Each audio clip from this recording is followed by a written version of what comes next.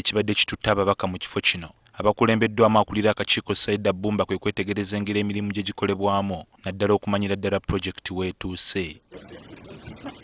Kyokka bano kibabuuseeko bwe bagaaniddwa okuyingira.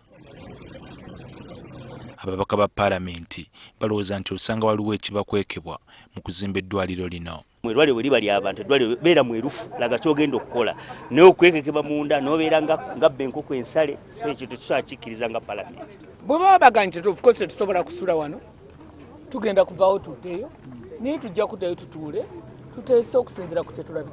Minisita w'ebyobulamu Dr. Ruth Acheng n'ateekerateekera minisitule Dr. Diana Atwine abazze obukubirire nabo bagaaniddwa okuyingira mu kifo kino. Minisita akakasizza nga bwe yafuna ebbaluwa okuva mu palamenti emutegeeza nga ababaka bwe bagenda okulambula ekifo kino.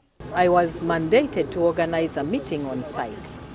And that is why I organized a meeting on site, knowing very well that the committee will come to meet me on site. Tinga komite yayise ssente tubadde tuzze okulondoola tulabe essente we ziraga. Kyokka kigambibwa nti ateekerateekera minisitule w'ebyobulamu Keith Muhakanizi yawandiikira palamenti nga 2 omwezi guno ng'akitegeeza ng'eddwaliro lino bwe litali mu mikono gya gavumenti nga n'olwekyo tewamala gagendayo bantu nga bwe baba baagadde. Naye ffe tuviiriddeyo nga tannaba wadde otukubira essimu wadde wadde okumpa ekiragiro ekiwakanya okujja kwaffe wano ekitegeeza nti ffe tuzze mu butuufu tetulina kye tugaanye. Mu Maaci w'omwaka guno palamenti yeeyama okuteerayo omusigansimbi akabega kakwewula obukadde bwa dola za Amerika 379 bwe buwumbi 104 okuzimba eddwaliro lino e Lubowa ku luguudo lw'Entebbe mu disitulikiti y'e Wakiso. Eddwaliro lino lisuubirwa okubeera n'ebitanda 264 nga lyakujjanjabirwamu endwadde ezibadde zitwala bannayuganda mu mawanga g'ebunaayira.